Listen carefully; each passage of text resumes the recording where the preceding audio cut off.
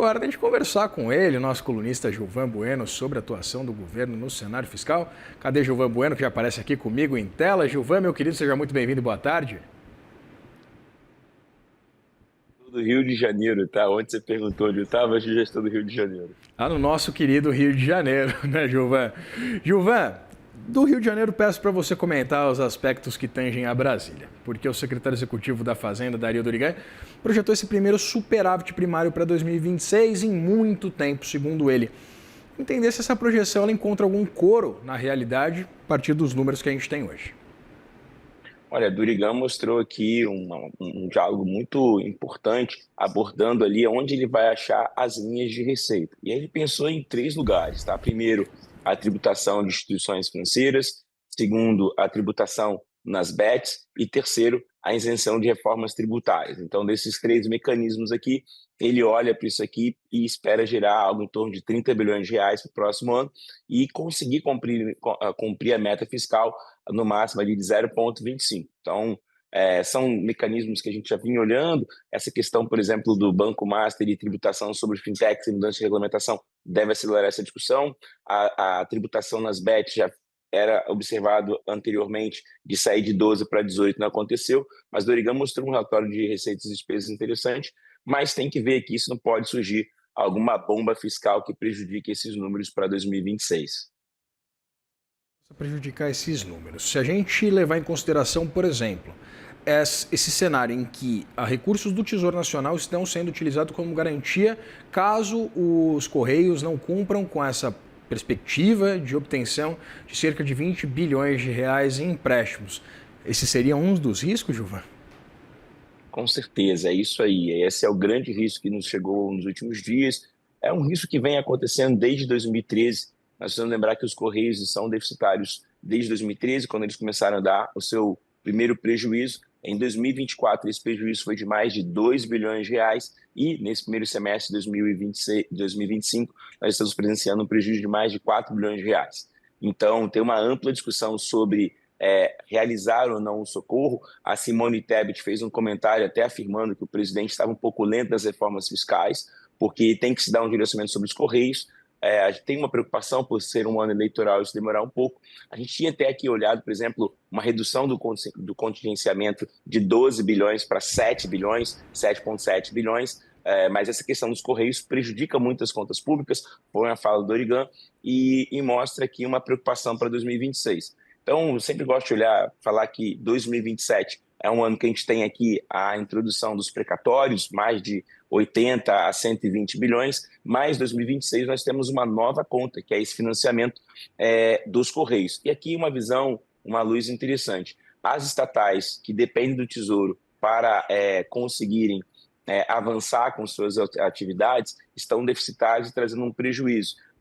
Então isso é uma discussão e os Correios aqui ganham uma nova composição para o ano de 2026, que vamos integralizar 20 bilhões assegurado pelo Tesouro e o Tesouro vai ter que achar esses 20 bilhões de um outro lugar para conseguir fazer a meta fiscal até 0,25.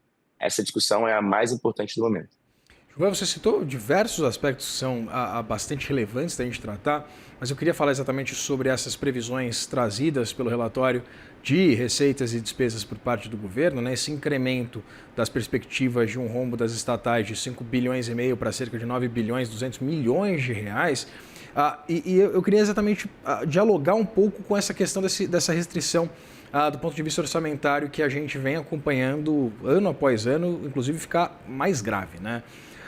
Pensando exatamente como você disse, que ano que vem é ano eleitoral, qual o risco das estatais serem utilizadas para o engendramento de políticas públicas e a gente acompanha um incremento bastante significativo dos chamados gastos parafiscais? Ótimo ponto. Para a gente conseguir explicar isso, a gente tem que voltar em dois mecanismos que eu adoro sempre visitar. Primeiro é a Constituição do Plano Real, que traz estabilidade, nos torna uma economia, uma das economias mais fortalecidas da América Latina. A gente tem câmbio flutuantes, metas de inflação e superávit. É a nossa grande obrigação. Só que em 94 isso foi construído, não estava se olhando tão bem, e aí em 2000 nós fizemos aqui a Lei da Responsabilidade Fiscal, onde você tem, por exemplo, a ideia de um arcabouço fiscal, e aí você criou um relatório de receitas e despesas para isso ser acompanhado.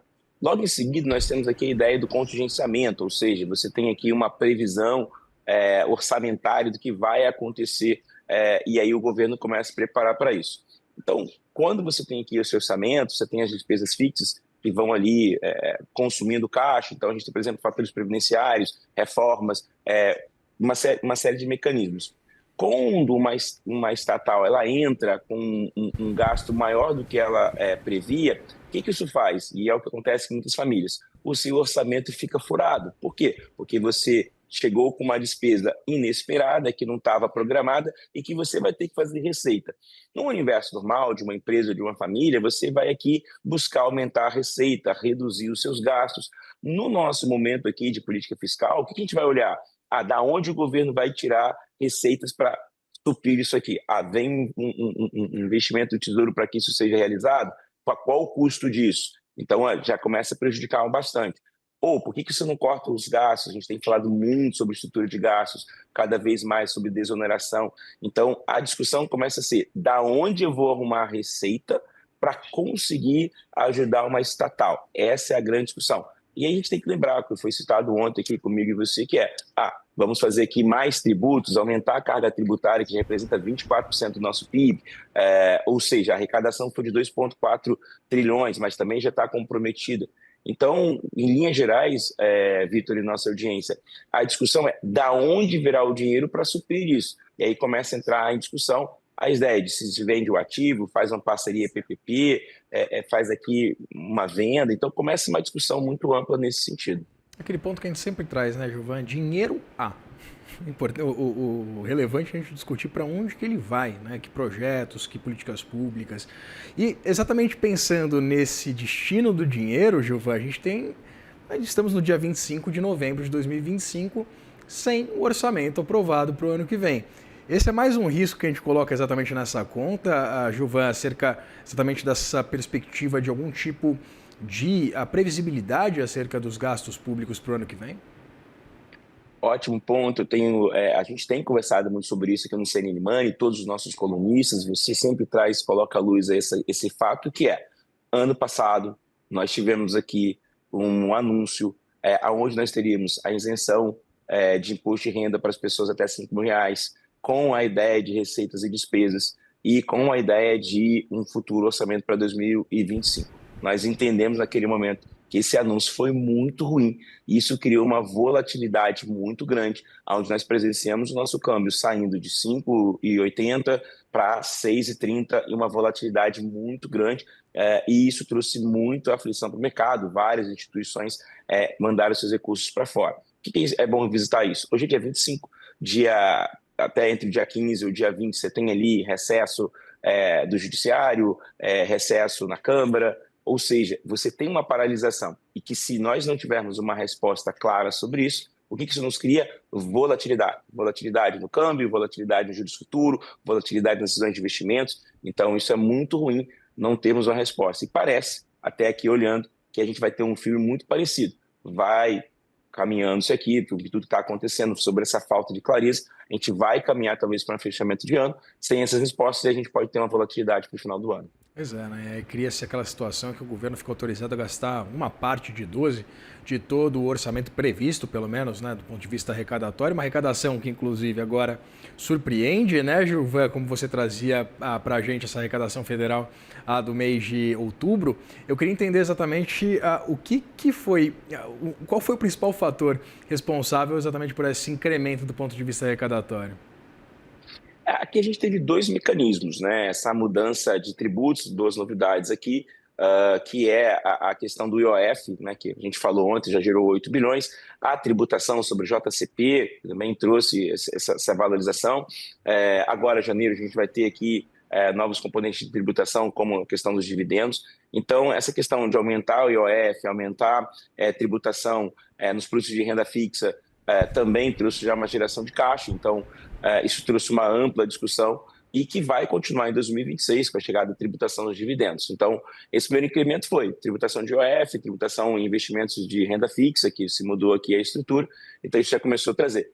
Acho que o ponto de destaque aqui isso não veio de um caminho natural, que é redução de despesas construção de reformas, que é uma fala da Simone Tebet, e um desenho mais claro dos seus gastos. Então, esses três mecanismos eles estão ausentes, e quando esses mecanismos ficam ausentes, aí você vai desenhar política, né, macroeconômica, e é o que os gringos falam, né?